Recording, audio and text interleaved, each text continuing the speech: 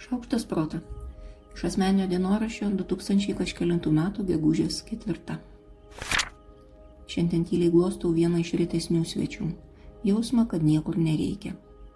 Nereikia skubėti, niekas nekaba virš galvos. Šarvai ir katanos ramiai sukabinti snaudžia. Yra ir mažas diskomfortas, vis tik neįprasta. Ir akies kampas vis dirščia, tai kalendorių, tai darbų sąrašą, tai lyg norisi nuveikti kažką. Išsidėlioju sodinimui paruoštų svogūnų paradą. Gražu, bet stropiai vykdysiu instrukciją vengti sunkaus fizinio darbo ir sodinsiu iš lėto. Gal per metus, o gal anuos. Žiūriu į prognozę ir matau, kad tikrai nevėluoju. Rikiuoju visus atgal į dėžutę. Jaučiu, kad ne paskutinį kartą paradas, nes labai jau smagu. Tada einu su pusryčiais į lauką. Lauke mišrus choras atlieka odę kasdieniam džiaugsmui. Solistas Vyturys ypatingai gerai gieda. Mintise pasižymiu, kad minčių puokštę po mintinio biso reiks įteikti jam. Gal net paspaus man ranką. Oda iš lėto šyla ir vidinis serotoninometras guviai pildosi. Žiūriu, kaip saulėje žvilga lapai. Labai norėčiau paguglinti, kas yra tas žvilgesys. Beržų lapai tai tiesiog labai lygus, o varidikėliai lyg nusėti smulkiais kristalais. Vėliau, neskubu. Stebiu, kaip tose vietose, kurios seniau dirbo atramomis šarvams, kaupėsi kitokie jausmai ir emocijos. Paprastai ten nebūna tuščios vietos, paprastai ten verda darbas, bet šiandien kažkaip kitaip. Pamenu, kad seniau čia gimdavo ilgalaikiai planai ir keistos idėjos, eilėraščiai ir piešiniai.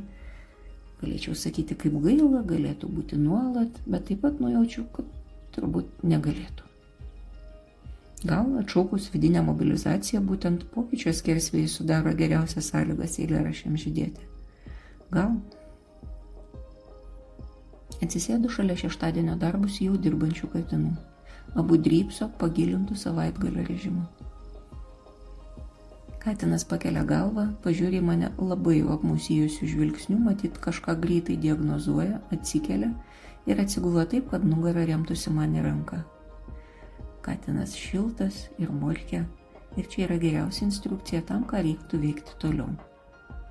Kurį laiką tik sėdžiu priglaudusi ausį jam prie šono ir klausausi, kaip murkimas, kvepavimas ir bosanovas skamba kaip labai sklandi simfonija. Suku ratą, ieškau parkavimo vietos ir manęs tai visiškai nejautina, dainuoju toliau. Neįkainuojamas jausmas. Esu tikra, kad jeigu lygiai tas pats vyktų darbo režime, tai stipriai erzintų ir muzika būtų ne ta. Bet šiandien viskas yra labai gerai. Į kavinę užeina jaunuolis su šunimi. Kažką perka jai, kažką savo. Negirdžiu, ką jis sako, skaitau jo gestus, lygiai tą patį daro ir šuo. Žiūri tiesiai jam į akis, kraipo savo švelnes ausis ir kantriai laukia išsipildymo savo fokuso smaigalyje. Galiausiai kažką iš tiesų gauna. Ir man net per nugarą pereina šuns džiaugsmas. Rytas yra gražus ir diena bus dar gražesnė. Kitaip šiame gražiame pasaulyje tiesiog neišeis.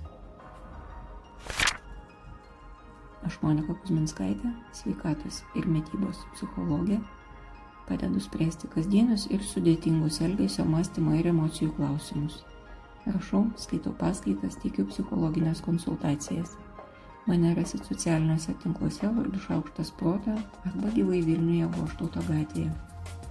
Rašykit man asmeninę žinutę socialiniuose tinkluose arba elektroniniu paštu adresu šaukštas.proto@gmail.com.